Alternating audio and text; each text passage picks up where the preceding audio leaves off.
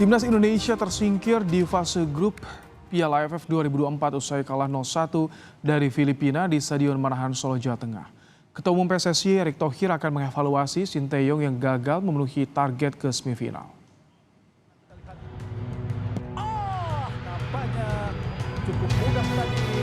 Indonesia tersingkir dari Piala AFF 2024 setelah kalah 0-1 di laga kandang melawan Filipina.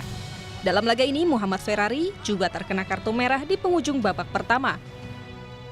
Sementara, petaka bagi Indonesia terjadi di babak kedua. Gol sematawayang Filipina diraih di babak kedua dari tendangan penalti. Dengan diperkuat pemain muda, Sintayong diberikan target untuk lolos semifinal.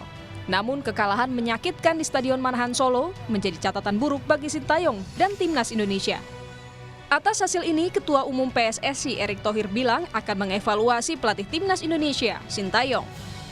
Nggak bisa bicara per game, kan tadi saya harus evaluasi. Ya. Evaluasi semua, nggak mau salah-salahan karena kesuksesan itu kan selalu saya bilang. Karena programnya bagus, pelatihnya bagus, pemainnya bagus. Ya. Coachin ada evaluasi Pak? Coachin ada evaluasi berarti nanti? Pasti dievaluasi, orang coach Nova dievaluasi, coach Indra dievaluasi. Di kontraknya ada kok, semua pelatih wajib dievaluasi. Kenapa?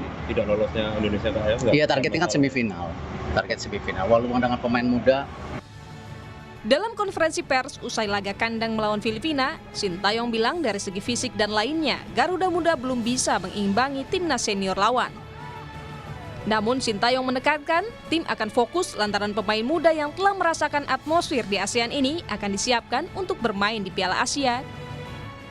오늘 이 멤버들이 사실은 내년 시게임과 이상세 이하 아시안컵 준비 멤버들이기 때문에 너무 실망 안 했으면 좋겠고 잘 아시다시피 우리는 상대 국가의 선대표팀하고 경기했으니까 우리는 또 어린 선수들 잘해주고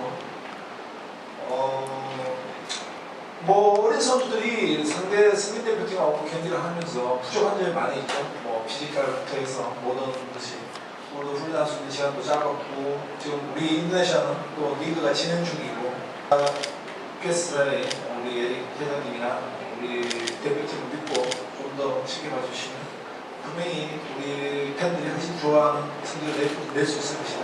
항상. Kandas di fase grup menjadi catatan buruk Sintayong bersama skuad Garuda di turnamen sepak bola terbesar di Asia Tenggara itu. Di bawah asuhan pelatih asal Korea Selatan itu, Indonesia sudah menjalani 3 edisi Piala AFF.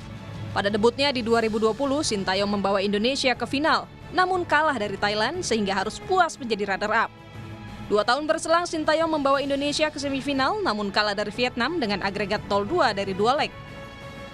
Dan di 2024, Indonesia bahkan tak lolos fase grup.